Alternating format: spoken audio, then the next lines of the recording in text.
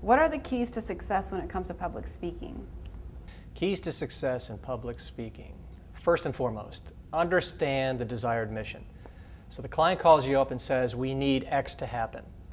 And my suggestion to anybody that does this for a living is to make sure that they need what they say they need. So the second step is assess the situation to make sure they're spot on, right on. I've had many clients, I won't say many, I've had few clients, but quite a few, ask me for something. Let's take, for example, Don, we need our whole sales office to be in the next millennium when it comes to selling.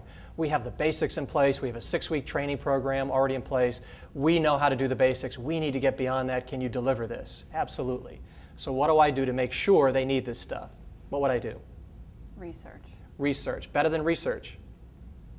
I would actually shop their salespeople to see how they are, pretend to be a consumer, actually try to book meetings and banquets and so forth if it's a hotel client, which a lot of them are.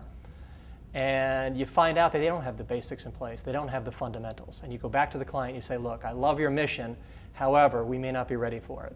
So you'd like to think that we just saved them a lot of time and money and frustration moving somewhere where they weren't ready to move. Okay?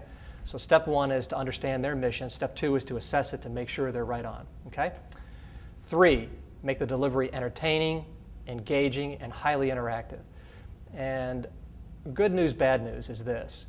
Typically when I get done with a speech, and I've done 500 keynotes and I've done 500 training events, so somewhere in there's 1,000 different events that I've spoken at.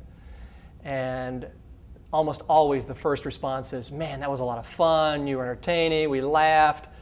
And if that's all you hear, chances are pretty good, Morgan, you're going to fail. Fail at getting them to execute. What you really want to hear is, boy, that was entertaining, that was fun, that was interactive, and oh, by the way, we're going to make a lot more money as a result. Now you stand a chance. But if all they say is you were highly entertaining, you're probably going to fail. So those people out there that are looking to hire someone to do speaking for them, you could hire a magician, you could hire a comedian to be entertaining. You need someone that's entertaining, but also, again, tactical, which is the next point I want to make. Stuff people can walk away with that they can use. All right?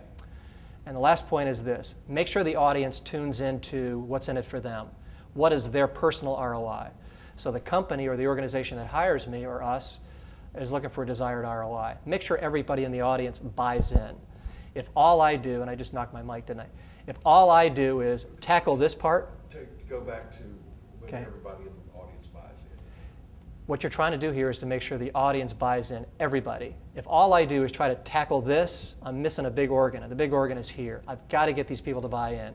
So once they buy in, they're thinking the right way, we get them to say the right things the right way, now we've got a chance at the return on investment for these people, all right? So what's in it for them and where can they take these skill sets, these new skill sets, to further their career or even help them personally? That's the kind of stuff that I think we need to do for the audience members. So there's 5 key things.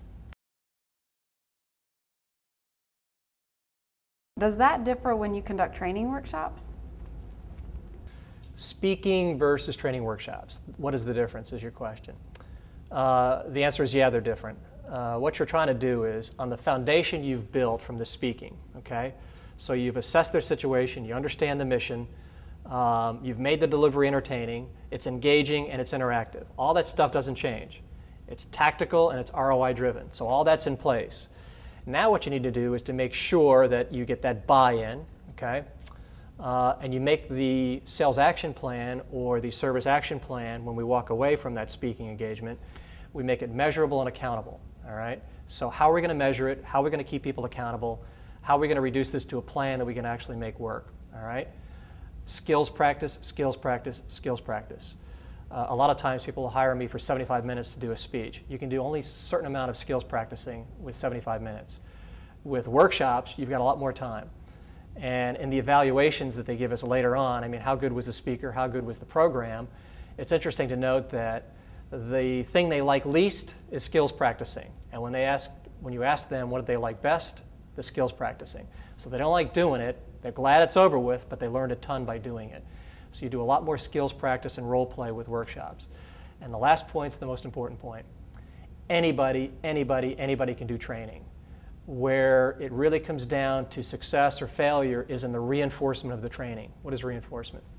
Reinforcement is all about how do you take these new skill sets, how do you take these new concepts, ideas you just taught, and make them work. It's easy to do training. It's harder to get them to do it 6 months later. It's harder to get them to do it when somebody's not sitting in the audience and a brand new employee starts 3 months after the speech or 3 months after the workshop. That's what you have to design.